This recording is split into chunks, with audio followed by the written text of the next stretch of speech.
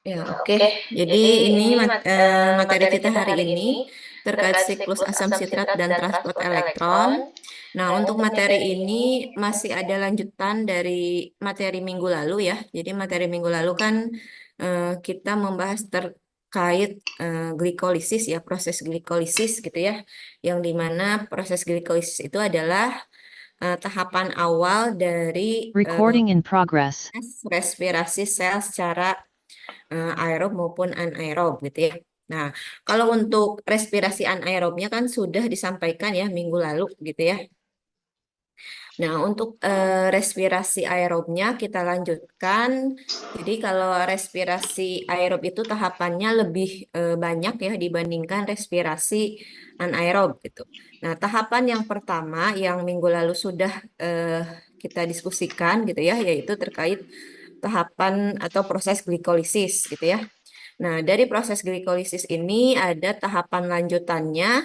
Jadi, yang pertama itu adalah dekarboksilasi oksidatif, terus kemudian siklus asam sitrat atau siklus Krebs, dan yang terakhir itu adalah transport elektron gitu ya.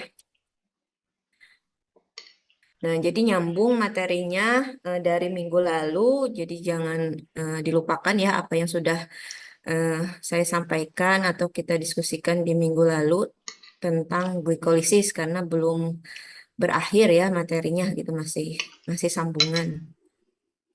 Nah, sebelum lebih jauh, sini saya akan menyampaikan dulu ya.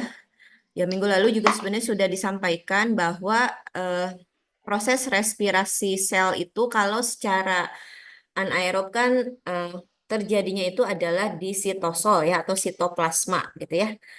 Dari mulai glikolisis sampai dia kalau di respirasi anaerob itu sampai dia menjadi asam laktat gitu ya. Nah, itu prosesnya semua terjadi di glikolisis. Nah, terjadi di sitoplasma. Sedangkan untuk respirasi sel secara aerob, tempat terjadinya itu di dua bagian sel ya. Jadi untuk proses glikolisisnya itu di sitoplasma, sedangkan untuk proses dekarboksilasi oksidatif, siklus Krebs sampai transport elektron itu terjadinya di mitokondria gitu ya. Nah, ini kenapa penting untuk disampaikan karena ini nanti eh, di tahapan terakhir gitu ya di transport elektron itu akan berpengaruh terhadap jumlah energi atau ATP yang dihasilkan dari proses respirasi sel secara aerob ini gitu ya. Nah, terkait apa jenis-jenis atau bagian-bagian sel ya berupa organel-organel sel yang mungkin sudah pernah disampaikan dulu di biokimia satu gitu ya. Jadi mungkin itu juga jangan kalian lupakan gitu ya karena itu juga sangat bermanfaat gitu ya.